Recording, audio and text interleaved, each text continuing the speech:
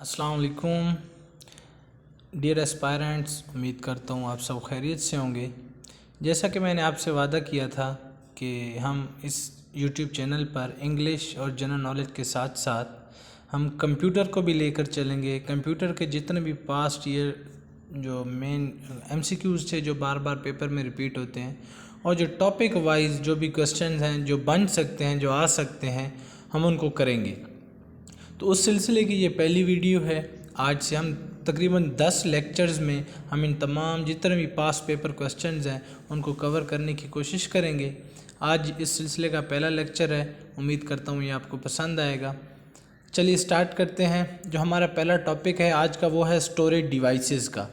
तो storage devices जैसा कि आपको पता है मेमोरी का मेन पार्ट है और मेमोरी में जो मेमोरी है कंप्यूटर की उसको स्टोरेज डिवाइसेस कहते हैं।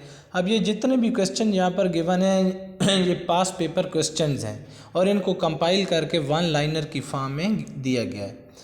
तो K B is equal to 2⁻10 bytes. K B कहते हैं किलो बाइट को, के बी कहते हैं किलो बाइट को। तो ये कितना है, ये के 10 के लिए यूज़ है, 2⁻10 मतलब 1000 के लिए यूज़ होता है। बाइट क्या है, एक यूनिट है। सबसे छोटा यूनिट याद रखें बिट है, बिट के बाद निबल है। एक बिट जब 4 बिट बनेंगी तो वो बन जाएगा निबल, जब 8 बिट मिलेंगी तो बन जाएगा बाइट, और इसी तरह फिर बाइट से आगे मुख्तलिफ यूनिट चलते हैं। किलो बाइट है जिसे केबी कहते हैं, फिर मेगा बाइट है जिसे एमबी कहते हैं, फिर गीगा बाइट है जिसे जीबी कहते हैं, फिर टेरा बाइट है जिसे टीबी कहते हैं। हम ज़्यादातर जीबी में यूज़ करते हैं। मेमोरी की 2 टाइप्स हैं, याद रखें मेमोरी की 2 टाइप्स हैं, एक प्राइमरी मेमोरी है, एक सेकेंडरी मेमोरी है। ये तमाम क्वेश्चन आगे भी आते जाएंगे और मैं भी साथ साथ बताता जा रहा हूँ। उससे ये होगा कि चीज़ें जब बार बार रिपीट होंगी तो आपकी जो मेमोरी है उसका हिस्सा बन जाएंगी। याद रखें कंप्यूटर की मेमोरी की 2 टाइप्स हैं, एक को कहते हैं प्राइमरी मेमोरी, एक को कहते हैं सेकेंडरी मेमोरी। प्राइमरी मेमोरी को मेन मेमोरी भी कहते हैं और इंटरनल मेमोरी भी कहते हैं, और सेकेंडरी मेमोरी को एक्सटर्नल मेमोरी कहते हैं।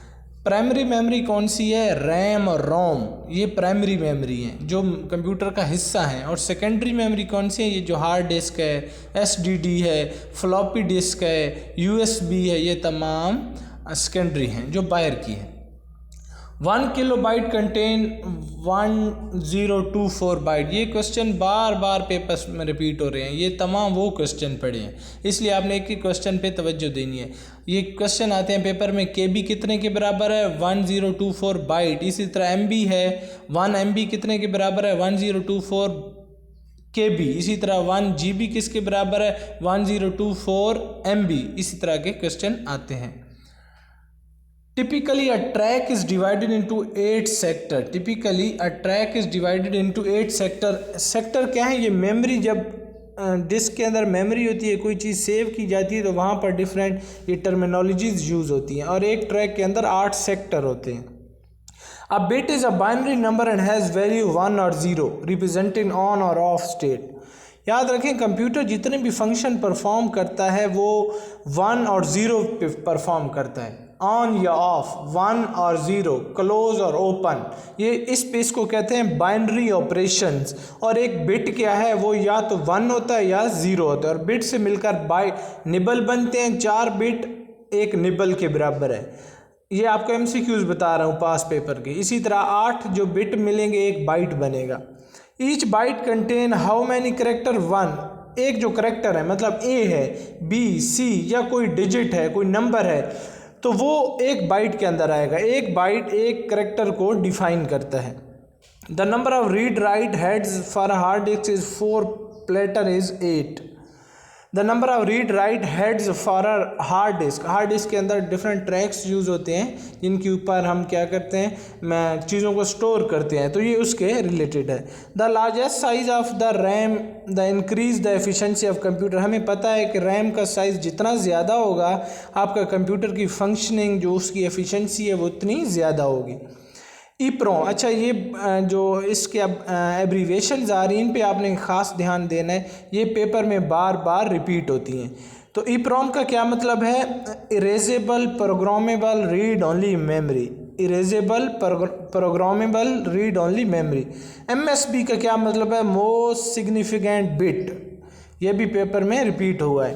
Computer storage is divided into two main classes, primary and secondary, ये मैं आपको बता चुका हूँ।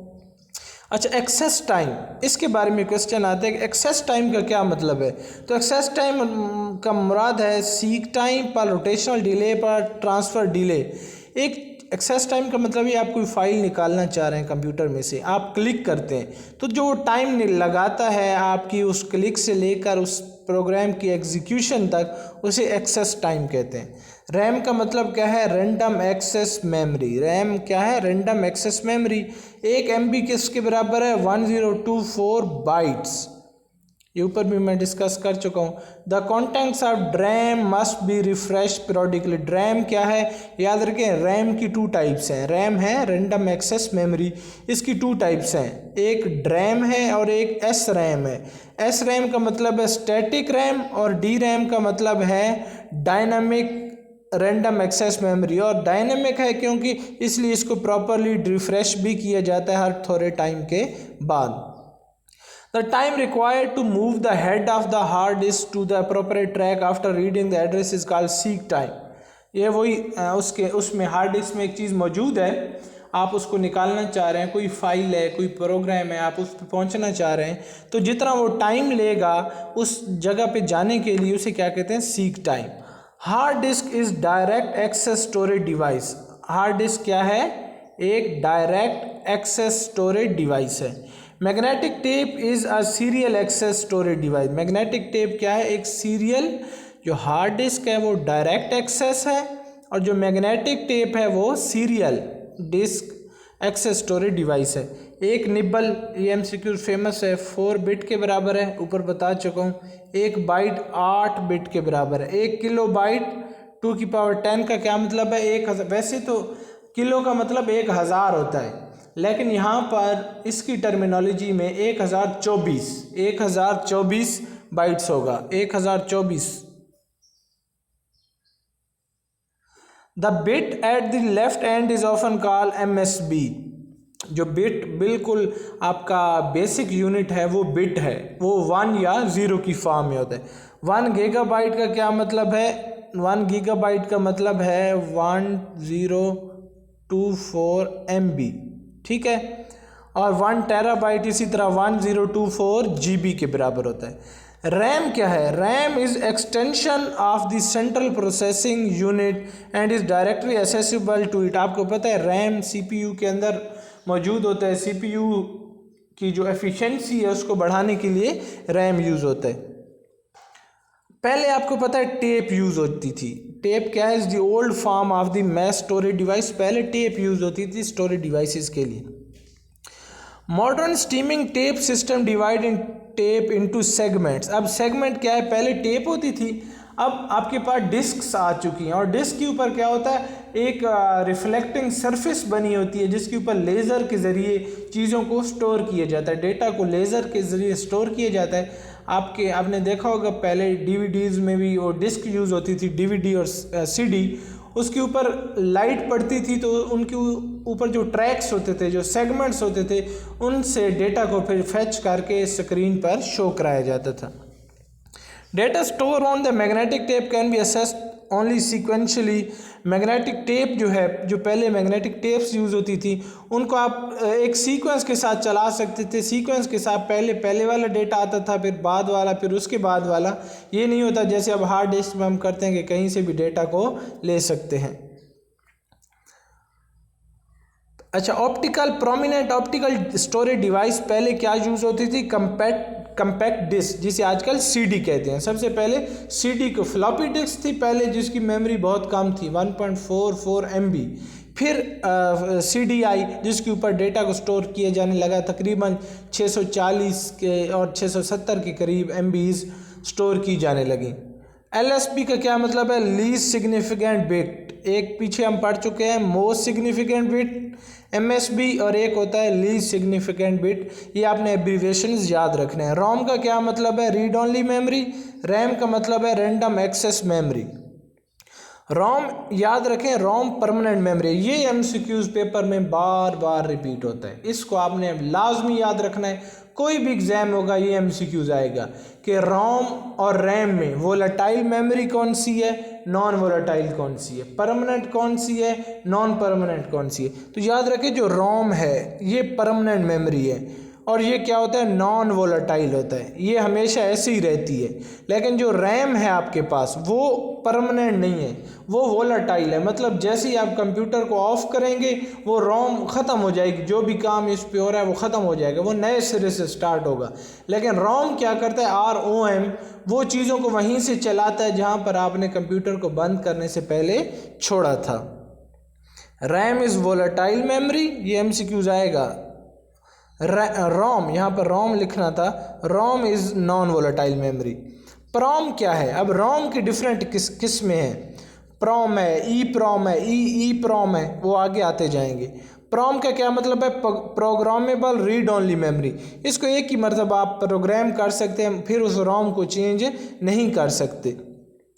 ई प्रोम का क्या मतलब है, electrically erasable programmable read only memory.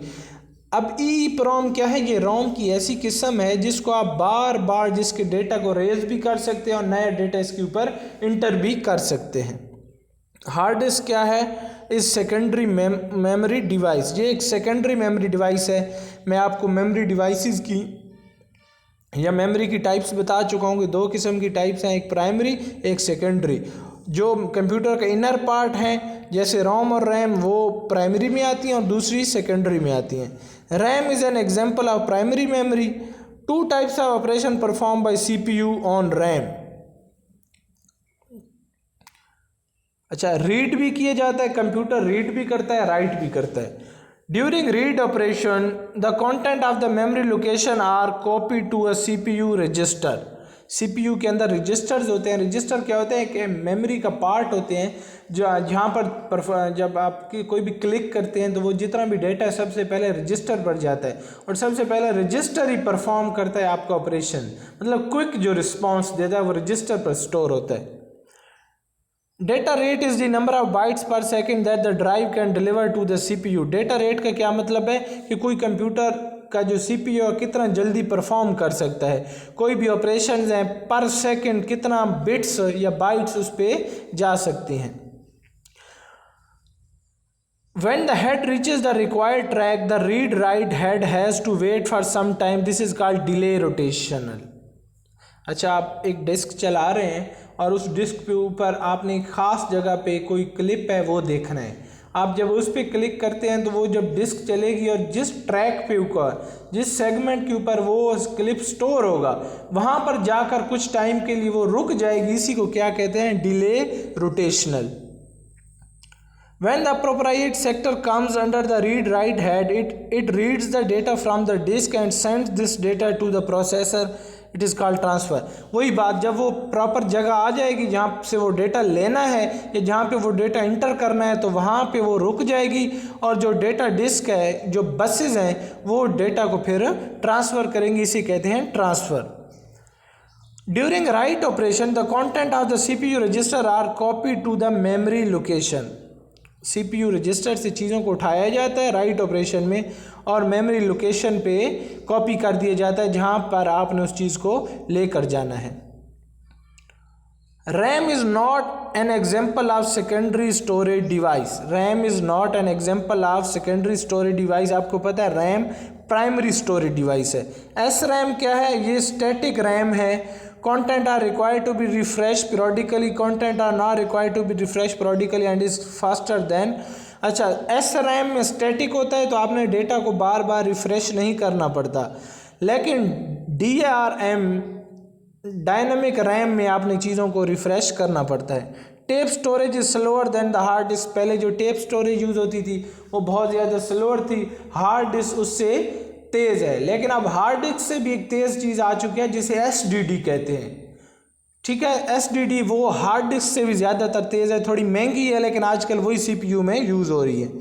अच्छा, इम्पैक्ट प्रिंटर क्या होते हैं, प्रिंटर की दो इकसाम है, इस पे भी एमसीक्यूज बार बार आते हैं। प्रिंटर की दो इकसाम है, एक को इम्पैक्ट प्रिंटर कहते हैं, एक को नॉन इम्पैक्ट। इम्पैक्ट प्रिंटर वो होते हैं जो खुद कागज़ के साथ लगते हैं, टच होते हैं, जिनके पार्ट्स कागज़ के साथ टच होते हैं और वो प्रिंटिंग करते हैं जो भी चीज़ को प्रिंट करना है। लेकिन जो नॉन इम्पैक्ट हैं जैसा कि लेज़र प्रिंटर है, वो टच नहीं होते, बस लेज़र की मदद से ही वो क्या करते हैं, चीज़ों को वहाँ पर उसका कॉपी कर लेते हैं। लेकिन इम्पैक्ट प्रिंटर की एग्ज़ाम में हमारे पास जैसा कि जो रॉड वाले होते हैं, उसका प्रॉपर नाम है मेरे माइंड से मिस हो गया, जो इम्पैक्ट प्रिंटर है उसमें क्या होता है, एक रॉड सा होता है जिसको गर्म किया जाता है और वही क्या करता है, उसके ऊपर स्क्रीन के उस पेपर के ऊपर लगता है और चीज़ें प्रिंट होती हैं। अगला है हमारे पास कंप्यूटर के कंपोनेंट्स कौन कौन से हैं। Monitor is not inside the system unit, जाहिर है सिस्टम यूनिट अंदर होता है सीपीयू के अंदर मदरबोर्ड पे, और मॉनिटर उसका हिस्सा नहीं होता। सीपीयू क्या है, memory and input output is the part of computer system. Computer system का हिस्सा कौन कौन सी चीज़ें हैं, सीपीयू है, मेमोरी यूनिट है और इनपुट आउटपुट जो यूनिट है वो कंप्यूटर की सिस्टम का पार्ट है। इसको कंप्यूटर का सिस्टम का पार्ट कहते हैं, बाकी चीज़ें कंप्यूटर के सिस्टम में नहीं आती। कंप्यूटर दो किस्म के ऑपरेशन परफॉर्म करता है, अरिथमेटिक लॉजिक यूनिट जो अरिथमेटिक लॉजिक ऑपरेशन परफॉर्म करता है, और एक कमांड यूनिट होता है जो कमांड देता है मुख्तलिफ ऑपरेशन। फॉर एग्जांपल आपने कोई चीज़ ऐड या सब्ट्रैक्ट करनी है तो कमांड यूनिट क्या करेगा, कमांड देगा ALU को, अरिथमेटिक लॉजिक यूनिट को, कि आप इस पे ऑपरेशन करें। वो ऑपरेशन करके फिर कमांड यूनिट को उसका आंसर देता है। CPU main memory input output is use to connect the following unit. Central processing unit जो है और मेन मेमोरी में क्या क्या चीज़ें आती हैं, रैम और ROM. And input output device is use to connect the following unit. अब पावर बस क्या है, power bus is not a type of bus in computer. Computer के अंदर बसेज होती हैं। बस का क्या मतलब है, आपने देखा होगा कंप्यूटर के पीछे चौड़ी चौड़ी तारें होती हैं, उनको बसेस कहते हैं। वो बसेस का उनका काम क्या होता है, डिफरेंट जो कंप्यूटर के कंपोनेंट्स हैं, हार्डवेयर सॉफ्टवेयर कंपोनेंट, उनको आपस में कनेक्ट करना। कुछ डेटा बस होती हैं, कुछ कम्युनिकेशन बसेस होती हैं, मुख्तलिफ टाइप्स होती हैं बसेस की। लेकिन एक USB जैसे यूनिवर्सल सीरियल बस, ये भी एक तरह की बस है। लेकिन पावर बस नाम की कोई भी तार कंप्यूटर के अंदर नहीं होती, उसको पावर बस नाम की कोई बस कंप्यूटर में नहीं होती। The process of performing arithmetic and logic operation with the help of computer is known as EDP।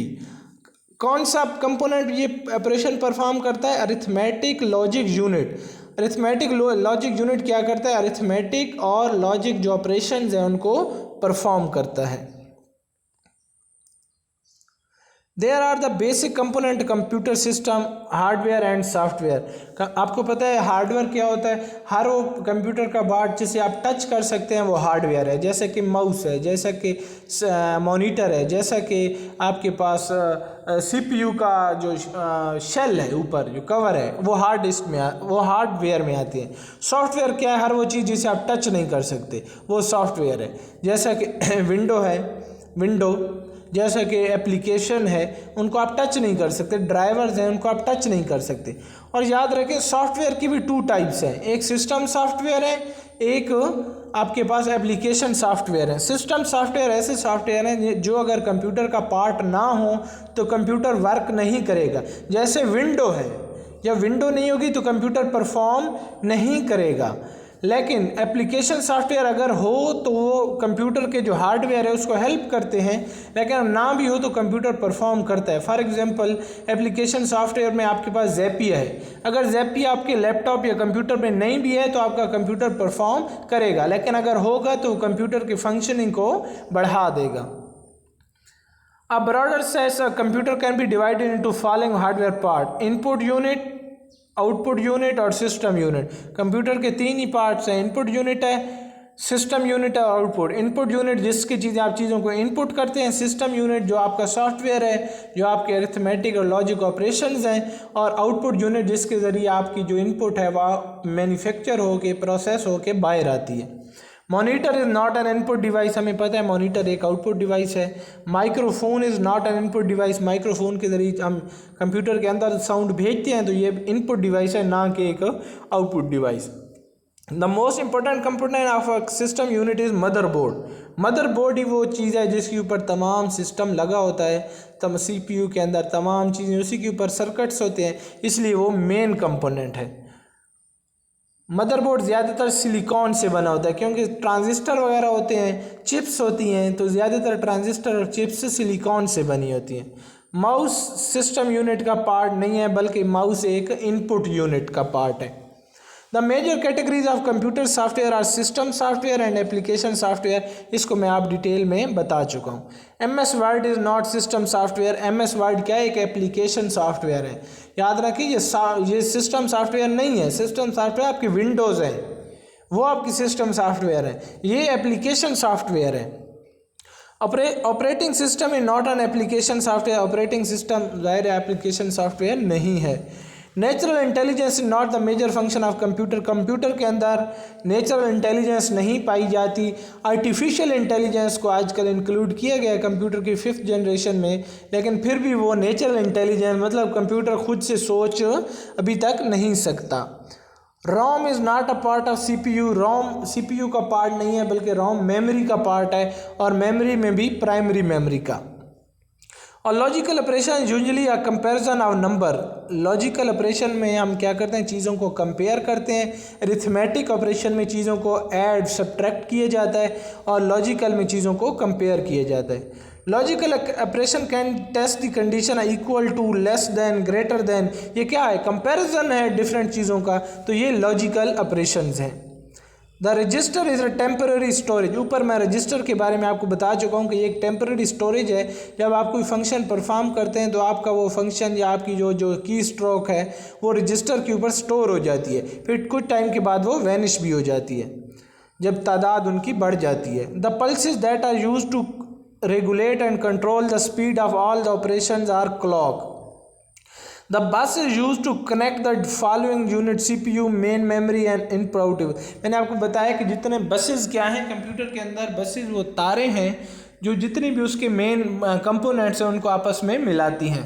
A bus with 32 line can carry 4 bytes and 32 bits, ये आपके कंप्यूटर के अंदर होगा। आप देखा होगा कभी कि आपका जो सिस्टम है वो 32 बिट है जो विंडो होती है, या 64 बिट है, ये उसकी ऑपरेशंस होते हैं। USB इज़ नॉट अ बस, USB यूनिवर्सल सीरियल बस इसे कहते हैं, लेकिन ये क्योंकि कंप्यूटर का इंटरनल पार्ट नहीं है तो ये उस तरह से एक बस नहीं है जिस तरह दूसरी बसेज हैं। डेटा बस क्या होती है, जो डेटा को एक पॉइंट से दूसरे पॉइंट पर लेके जाती है। The bus that connect the CPU, memory, input output devices and all secondary storage devices are data bus. Data bus क्या करती है, CPU को, मेमोरी को, इनपुट आउटपुट डिवाइसेस को आपस में जोड़ती है। उससे ये होता है कि आपका जितना भी डेटा इनके दरमियान ट्रैवल करना होता है वो सारा इसी डेटा बस के थ्रू होता है। और याद रखें बस का मतलब यहाँ पर एक केबल है। The bus that only connect CPU and memory is address bus. अब जो डेटा बस थी वो CPU, memory, input output device तमाम को मिला रही थी, लेकिन जो सिर्फ CPU और मेमोरी को मिलाए उसे एड्रेस बस कहते हैं। एड्रेस बस की स्पेसिफिकेशन क्या है, ये 8 लाइन है और ये 266 लोकेशन में जा सकती है। तो आज के लिए ये लेक्चर इतना ही काफ़ी है। तकरीबन हमने 100 के करीब MCQs को डिस्कस किया, और मैंने साथ साथ आपको उन चीज़ों के बारे में डिटेल में भी बताया कि किस तरह ये पेपर में आ सकते हैं। ये एक सीरीज़ है, इंशाल्लाह तकरीबन 10 लेक्चर्स में हम इस सीरीज़ को कंप्लीट करेंगे। आप मेरे चैनल को लाइक एंड सब्सक्राइब कर लें ताकि जितनी भी नई आने वाली वीडियोज़ हैं इसी तरह की आपको उनकी अपडेट्स मिलती रहें, और एक ही प्लेटफॉर्म से आपकी तमाम कंप्यूटर की, इंग्लिश की और GK की तैयारी हो सके। मुझे दुआओं में याद रखिए। अगली वीडियो तक अपना ख्याल रखिए। अल्लाह हाफिज़।